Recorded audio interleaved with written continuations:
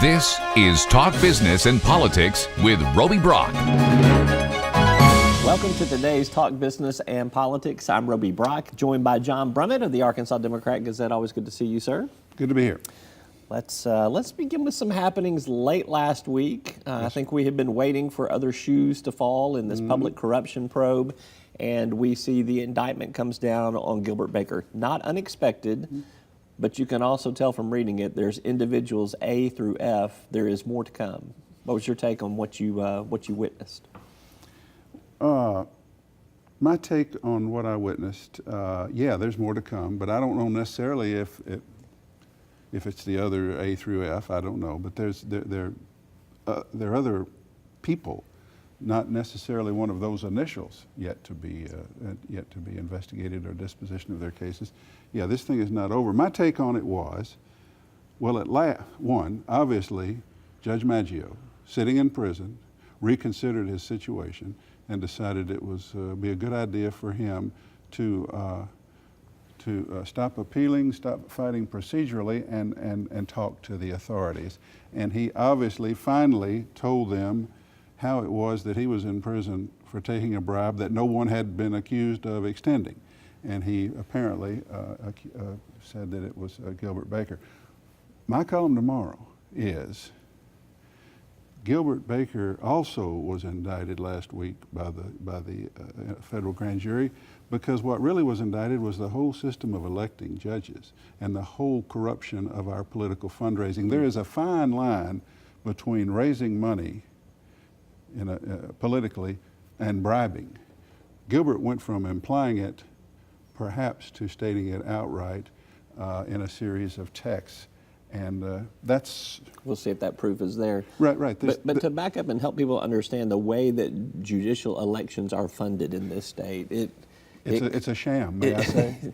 Judges are not allowed to touch the money. They're not allowed to solicit the money, so somebody has to fundraise for them. By the rules in theory, the rules of judicial conduct in elections, and these are supposedly binding rules self-imposed by the judiciary. You are to name a treasurer, and your treasurer raises your money, and you're not to know who gave the money, who was asked to give money. This is all a concession by our judiciary that we really don't need to be involved in that kind of politics.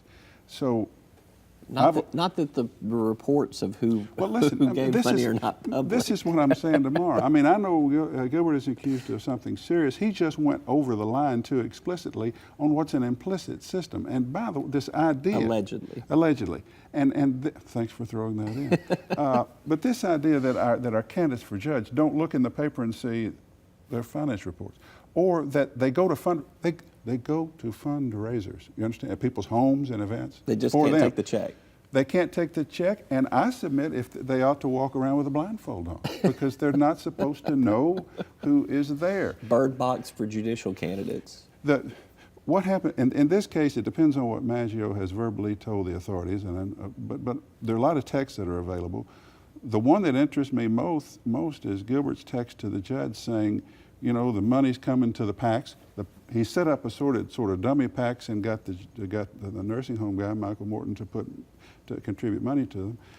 He said that money's, which is legal, by the way, that money's coming, and then he goes on to say, you know, on this matter of his nursing home having a case before you and needing to have that, wanting to get that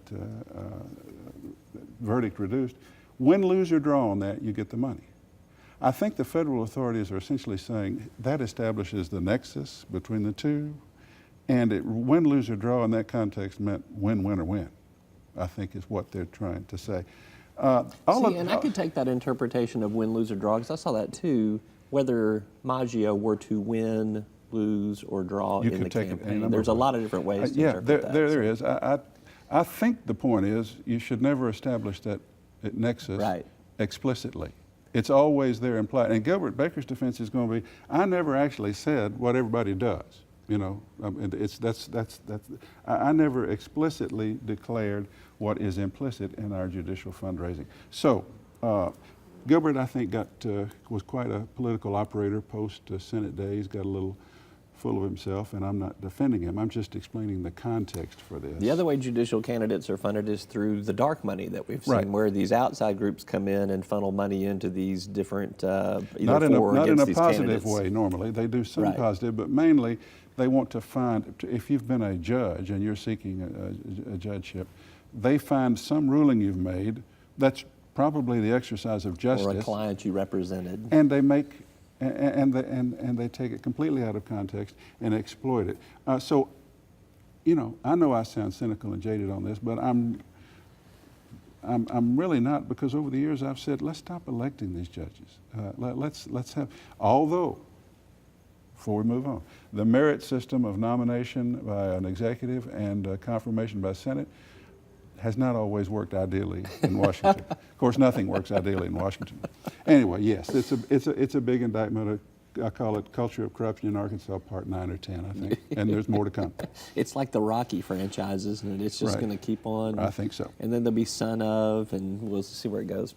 So all of that is the backdrop as the legislative session begins on a Monday, midday. I think that there is, you heard from the Speaker of the House and the Senate President, there is concern that this public corruption scandal has gotten the attention of the legislators up there. They will be pushing for some ethics reform changes, in addition to the other issues that they've got to tackle. How prominent do you think ethics reform will be in this legislative session? Do you think that this is some window dressing here at the beginning of it and because of the Gilbert Baker indictment, or do you think it will be a session-long conversation? All I can tell you is the direct experience I had, which was sitting down jointly with the President Pro Tem to be Hendren and the Speaker Shepherd. And I referred in this session to the three big issues, by which I meant highways, tax cuts, and reorganizing state government. And they said, there's a fourth one that we are working on together, sort of the joint aegis of the leaders of the two houses. They have in mind ethics reform legislation because, as Shepherd told me, whatever we do on these other three will not be trusted, or we can't trust that it will be trusted by the people unless we address these issues. As it turns out, what they're working on is very complicated, and Shepherd, being a lawyer, has found all sorts of unintended consequences because ethics legislation is very difficult. But I believe they want to, and are trying hard to, and have had several drafts of, a bipartisan ethics reform law that will affect behavior between legislators, behavior in terms of disclosing legislators' potential conflicts in their personal businesses. And it gets very complex. I can't tell you how they're going to draw these fine lines, but I know they want to do it. And whenever, every speaker and every president pro tem usually has their own little program. Mm-hmm. I think what they have in mind is that together they will make ethics their priority. Will it be mostly window dressing? Possibly, but I do believe we're going to see them use the combined power of their offices to push that issue early, because they think they need to in this climate, and obviously they do. So for the governor, he will be speaking to the masses on Tuesday, and he wants to move early on his transformation Right. plan. He has said publicly. He still has those other two big issues Right. that you talked about there with tax cuts and with highways. Those may take a little bit more time to come out. Why is that? The transformation is easy, and I think that's going to go through pretty easily. Because basically you're just reorganizing state government and you're putting the existing framework into a different structure. Bumpers did it last in the 70s, and it's time to do it, and there's no real reason to be against it, and it's part of his theme, which is transformation, and this legislature wants to oblige the governor. So that'll be easy. Income tax cuts, I thought, would be easy because it's a Republican legislature and they cut taxes. That's what they do. And this is the time when they've already cut taxes in previous sessions at low and middle incomes, and they're going to cut taxes on high incomes. As you are aware, they've got that all messed up. They want to the task force and the governor, they prefer a system of going to 3 tax rates, 2, 4, and 5.9%. But it turns out when you do that, and you're getting that lower rate down to 5.9, which would no longer be the highest among our bordering states, by going to 2 and 4, by going to 2 and 4 and 5 and 9 along the way, some levels of income actually would experience a rate increase, which most of it would be offset by tripling the standard deduction, but that would require a 3/4 vote. It also lends credence to those of us who say this is just about the rich people. Basically, you're trying to get the tax rate down for the rich people, and some of these folks down here are actually going to experience a rate increase, and maybe not all of them, maybe up to 10% won't have it offset by the standard deduction. They're working now on a fix for that, but because it's complicated and because it will take a 3/4 vote to raise, it's not the quick and easy that I thought it would be. I think the other argument for the 5.9% is also to make us look better in the region. That's exactly what it is. I mean, I said that states. too. It's not necessarily, I have not heard a ton of argument about the trickle-down economic theory that we have seen over the years. It seems to be more about competition. No, I said to Senator Hendren, who headed the task force, I said, mainly you're saying you want it simplified. We got 16 rates, you want 3. And the other is, when people look at comparative rates of the bordering states, you don't want us to stick out with the top, and you want to get under Louisiana's 6.0 at 50,000. And he said, yeah, basically they want that 5.9. And then I said, what happens if Louisiana goes to 5.89? And we can all play limbo with our top tax rates. But that's just the kind of thing I ask. But that's the point. I think that is the point. Lastly, highways, that we touched on right there. Still no consensus on anything. So there's a lot of conversations. I think once they get up there at the Capitol and they start talking, there will be some areas where they'll find some agreement. There'll be some areas where they find some disagreement. We'll see what sticks and what doesn't stick on that. A lot of moving parts to that. The Speaker said that he thinks that whatever they do in terms of major revenue needs to be referred, and I think that's generally agreed. The Republicans are not going to vote tax increase directly. They're going to refer it to the people. But he thinks before we do that, we need to do everything we can to be efficient in our use of existing funds, to which I said, that means you want to look at moving some forms of general revenue, sales taxes on auto parts and supplies to highways. That's what that means. That's always been a tough sell because you pit highways against education. Then then Hendren said he likes the idea that other states index their motor fuel tax to inflation or to the cost of materials and the cost of road, which means our motor fuel tax would be adjusted year to year or on a certain schedule according to the cost of construction. That's what other states do. Then you can just use a sales tax. Then there's going to be an argument about whether all this money would be referred to the people and then would be used to sell bonds, or will we pay as we go? And there's different views on that. I don't see, I said to them, I have no idea what you're going to do, and they essentially said to me, we don't either at this point. And here's the non-starter argument. Don't cut taxes, and you got $200 million plus for highways. Of course that's a non-starter, because they're going to cut taxes. They just are. It's what Republicans do. And it has been, Asa Hutchinson sees his legacy as reducing the growth in our government and transforming the way it operates and the way it's set up. And this is the session. As he told the press last week, he sees this as a big transformational historic session.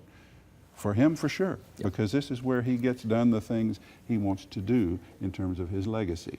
All right. He's John Brummett with the Arkansas Democrat-Gazette. You can catch his columns multiple times a week.